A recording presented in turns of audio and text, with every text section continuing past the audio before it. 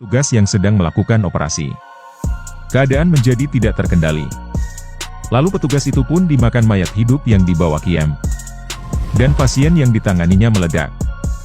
Film berpindah ke waktu yang sama di ruangan berbeda. Ada dua orang pasien pria dan wanita yang sedang bersembunyi. Mereka ketakutan. Kemudian mereka pun saling mengobrol dan membuat mereka saling merasakan perasaan bercocok tanam. Saat si pria sudah siap mau bercocok tanam, ternyata burung perkutut si pria lagi dalam masa penyembuhan. Kemudian, pria itu mencucinya terlebih dahulu menggunakan salep resep dokter. Karena tempatnya gelap, si wanita menyalakan api untuk meneranginya. Kemudian tiba-tiba, burung perkutut si pria terbakar. Lalu si wanita mencari sesuatu untuk memadamkan apinya. Ketika sudah dipadamkan, ternyata perkututnya putus. Lalu dengan cepat si pria bergegas mencari dokter untuk menyambungnya kembali. Saat si pria itu berlari keluar dari ruangan, ternyata di luar sudah banyak mayat hidup. Kemudian si pria pun dimakan dan si wanita bergegas melarikan diri. Cerita kembali ke Kiem.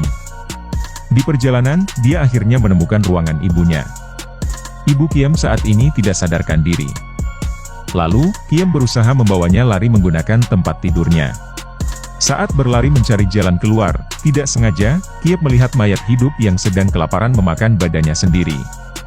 Mayat itu melihat ke arah Kiem. Kemudian mengejarnya, Kiem berlari ketakutan dan masuk ke pintu ruangan sambil membawa ibunya. Lalu, saat masuk ke dalam ruangan, ternyata ada si Jancok yang sedang bersembunyi. Kemudian si Jancok menolong Kiem. Jancok pun langsung menghajar mayat hidup itu di bagian kepalanya. Kemudian mereka bergegas mencari jalan keluar. Cerita beralih ke Jabrik yang sudah terbangun saat tersetrum. Dan keadaan di tempat itu menjadi menakutkan. Banyak orang tergeletak dengan luka gigitan. Kemudian, Jabrik pun keluar untuk mencari Kiem. Saat si Jabrik keluar, dia melihat sekeliling ruangan itu.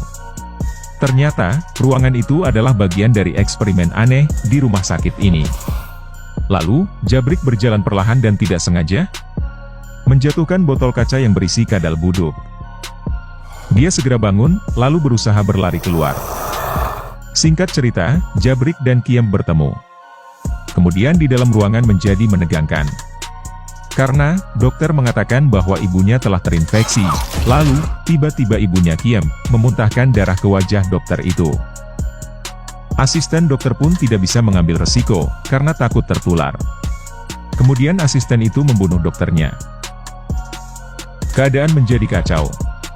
Ibunya Kiem pun sudah menjadi mayat hidup.